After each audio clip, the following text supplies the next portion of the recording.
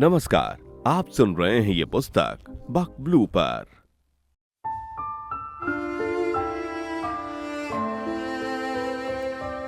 आप सुन रहे हैं दिया, एक ऐसी कहानी जो सिर्फ शब्द नहीं, एक एहसास है।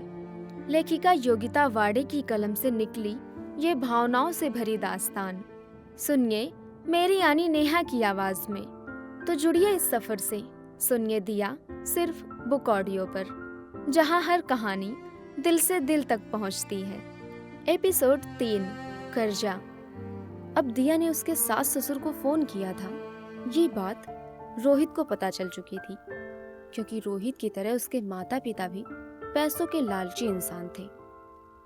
रोहित के शाम को घर आते ही उसके ऊपर जैसे शैतान तांडव करने लगा। उसने दिया को बड़ा बुरा भला कहा। ये भी कहा कि तुम्हारी हिम्मत कैसे हुई मेरे मम्मी पापा को कोई भी बात बताने की। रोहित ने दिया को फिर से मारा, इतना मारा कि जब तक वो अपना होश ना खो बैठी। कुछ घंटों के बाद दिया को होश आया। रोहित ने दिया को इतना मारा था कि वो ठीक से उठ भी नहीं पा रही थी। उसने रोहित को सोफे पर एक हाथ में बोतल लिए बेसुध पाया। उसने उस रात अपने आप को खत्म करने की सोची, पर अपने माता पिता व बहनों का ख्याल आते ही रुक गई। दिया अपने कमरे में सोने चली जाती है। सुबह जल्दी ही रोहित घर से जा चुका था।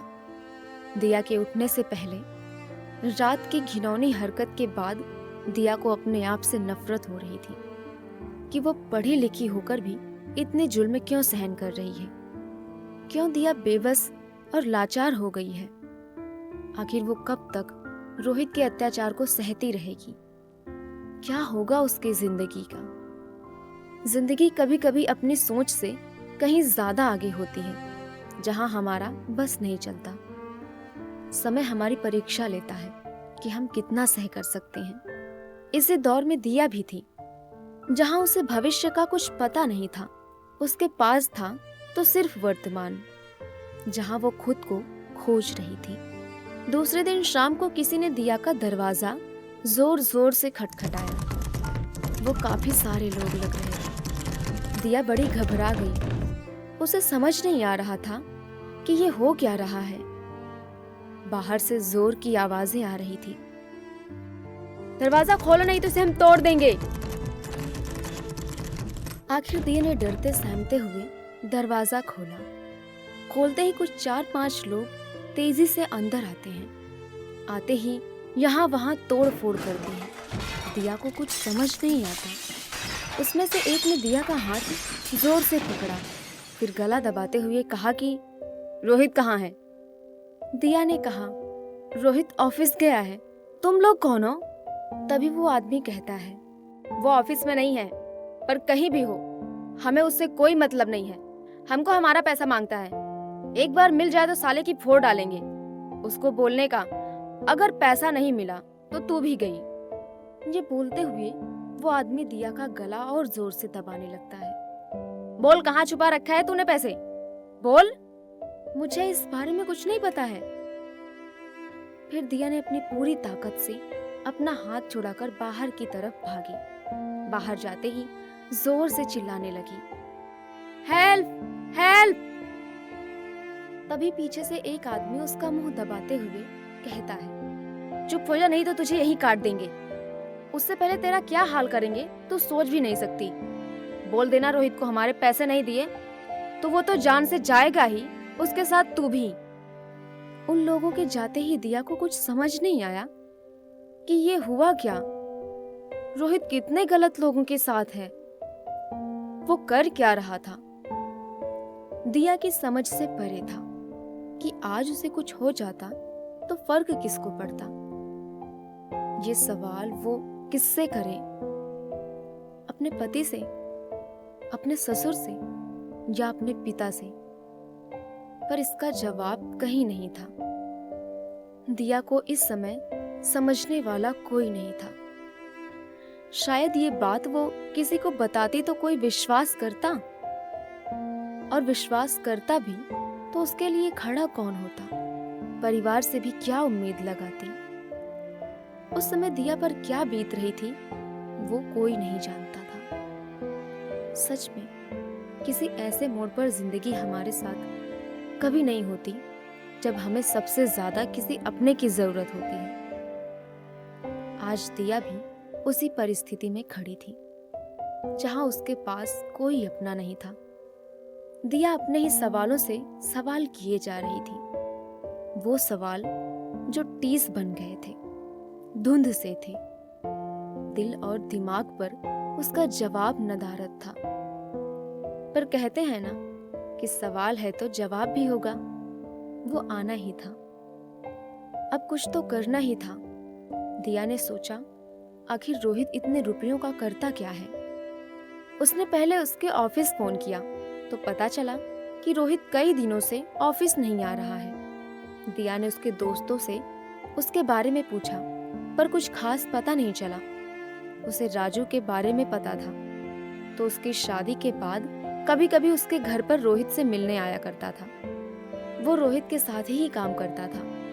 दिया के पास उसका कोई टेलीफोन नंबर नहीं था। उसने दोबारा से अपने ऑफिस में फोन कर राजू के बारे में पूछताछ की और वहां नंबर मिल गया। दिया ने राजू को फोन किया। घंटी बज रही थी।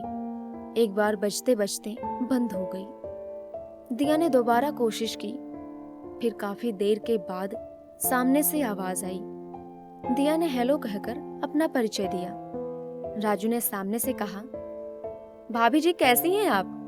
आज आपने मुझे कैसे याद किया? दिया ने कहा, राजू जी आप मेरे भाई जैसे हैं तो मैं आपसे जो कुछ भी पूछूं आप उसका सही से जवाब जरूर देना।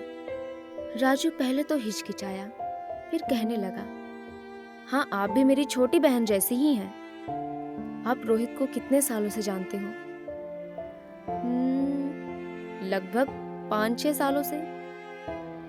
वो किसी गलत आदतों में था या अभी है?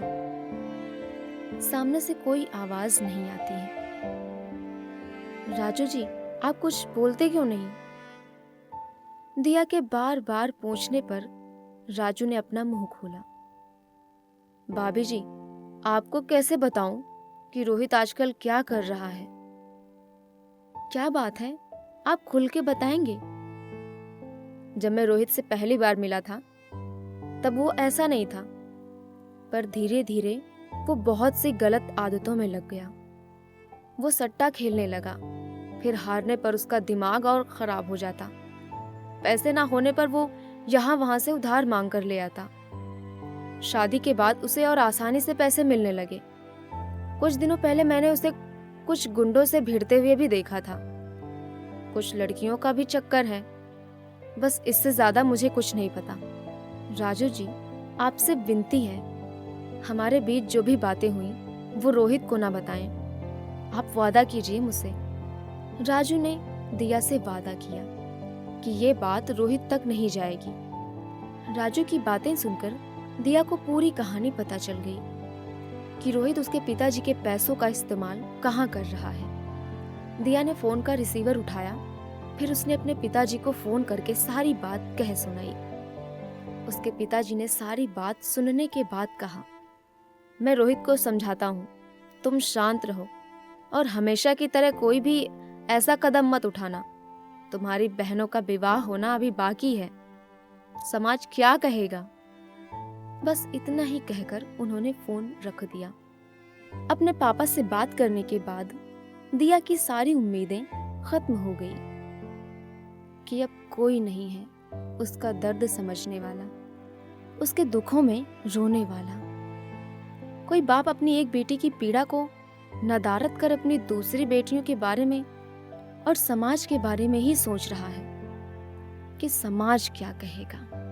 दिया के ऊपर हो रहे जुल्मों को देखकर भी उसके माँ बाप सिर्फ इसलिए चुप्पी साधे बैठे थे कि समाज में वो क्या मुंह दिखाएंगे। समाज समाज समाज, क्या किसी औरत का कोई अस्तित्व नहीं है? समाज का ठिकरा उसके सिर पर कब तक फोड़ा जाएगा? क्या उसका समाज में कोई स्थान नहीं है? एक तरफ मंदिरों में देवियों की तरह पूजा जाने वाला और दूसरी तरफ उसे मारना पीटना, उसका शोषण करना, उसे सिर्फ भोग का साधन समझना, ये कहाँ की इंसानियत है। समाज सिर्फ मूक दर्शक की तरह तमाशा देखता है। लानत है ऐसे समाज पर। शायद ये बात समाज भूल गया है कि ये समाज बना ही औरतों की वजह से है। अगर औरत अपनी कोख से जन्म देना छोड़ दे तो इस सृष्टि का अंत संभव है। फिर समाज का कहीं नामो निशान नहीं रह जाएगा। दिया के सब्र का बांध तब टूटा जब रोहित ने और भी घटिया हरकत की।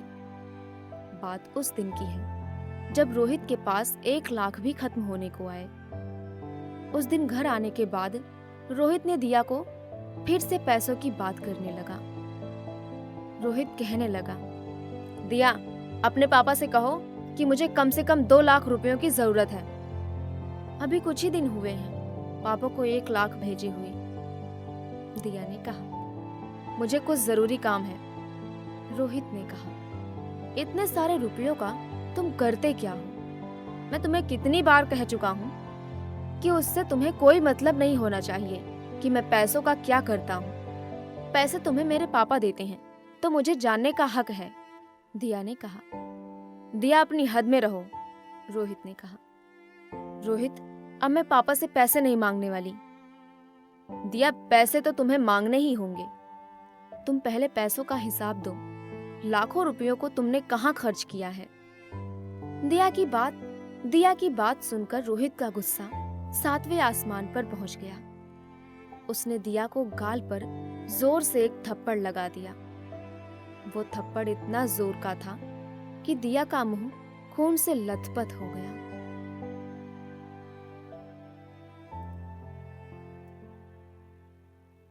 अभी आप सुन रहे थे ये पुस्तक बक ब्लू पर। आपको ये किताब कैसी लगी कमेंट में हमें जरूर बताएं। साथ ही स्क्रीन पर दिए गए सभी प्लेटफॉर्म्स पर हमको फॉलो करना ना भूलें। धन्यवाद।